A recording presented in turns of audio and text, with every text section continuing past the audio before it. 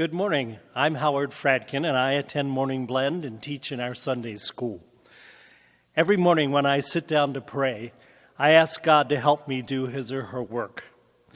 I am eternally grateful because I believe God has provided me the voice, the influence, the strength, and the passion to stand up for righteousness, often when others have stood firmly against me. One of my childhood heroes was Reverend Martin Luther King, who taught me to courageously fight for what is right.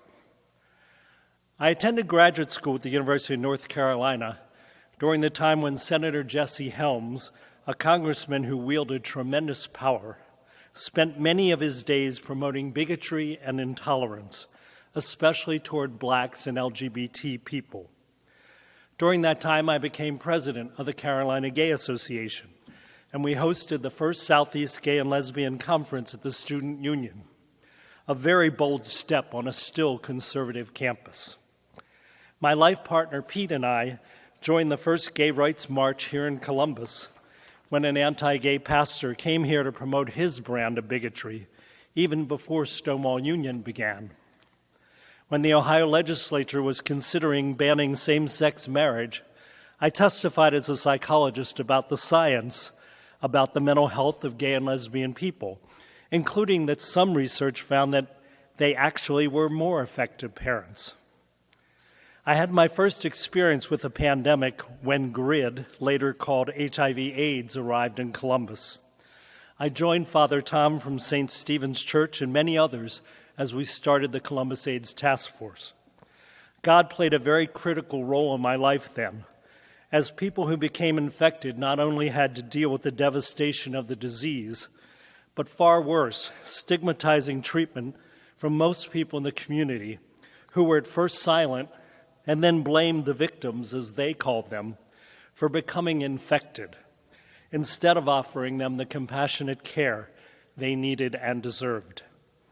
God stood by me as I led the Buddy support programs, support groups, and healing weekends for people living with HIV and AIDS. My life's most important work has been advocating for male survivors of sexual trauma in a culture which has rightly promoted standing up against the horrors of women who have experienced all forms of sexual victimization. However, despite the reality that at least 1 in 6 men experience some type of sexual victimization by the time they reach 18, this same culture has ignored, denied, and minimized the impact of these abuses and silenced the men who have found the courage to step forward to speak their truth.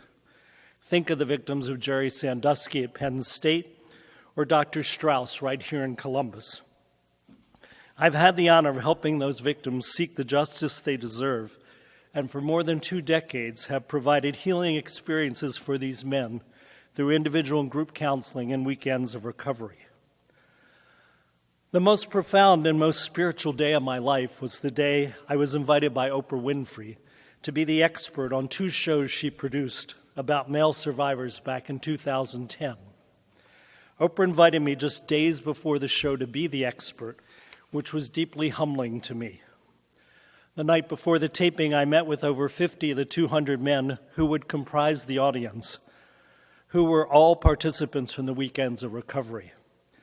They had a wide range of feelings, from sheer panic and anxiety to a guarded excitement. I was coming down the elevator at 4 a.m. the next morning to meet the buses that would take us to the studios, and in response to me saying to the men in that elevator, "Wow, isn't this an exciting day?" one of them said, "I don't know. I just hope it doesn't turn out to be a freak show." Well, it was anything but a freak show. What made it so spiritual is that Oprah's producers had been ministering to every single man in that audience, helping each of them to overcome significant personal obstacles and fears about making their abuse public to, well, the whole world. What made it spiritual was that Tyler Perry, one of Oprah's best friends and a Hollywood titan, someone I would also suggest as a powerful minister in his own right, offered his own horrendous story of abuse and recovery and co-hosted the 2 shows. The Spirit moved most profoundly in the first minutes when every single man in the audience held up a picture themselves about the time when they were first abused. And as the camera panned the room, there was not a dry eye to be seen. We became one in that moment, and I truly felt the hand of God reaching down and supporting every one of us, which helped all of us to bond and support each other in the hours that followed. I knew God was with me because normally during public speaking, I can get quite nervous. I'd asked the producer ahead of time what would be in store that day, and she said, just flow with it. It's all organic. So when Oprah invited me to sit on stage between Tyler and herself, I settled in, took some deep breaths, and comfortably spoke my truth, standing up not only for all those men in the audience, but as I would later realize, for hundreds of thousands of men and their allies who had watched the show from all over the world. After the show, Oprah called me to ask if she could help me promote a book I had written, and I told her I hadn't found the time.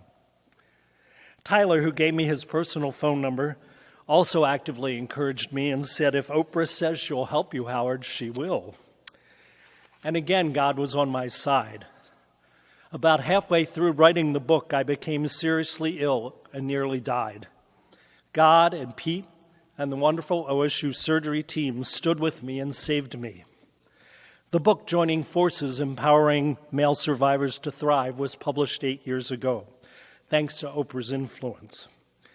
Lately, I've been called to advocate for male survivors who are on death row, who never had advocates who could help the court understand the realities of the major damage done to them when they were sexually abused and never got the help that they needed and deserved. God is there with me each time I testify, and many of you know how difficult it is to be an expert witness. I thank God, I thank the King Avenue Ministry team, and I thank all of you for helping me righteously stand up for those who are oppressed, misunderstood, and powerless. Thank you.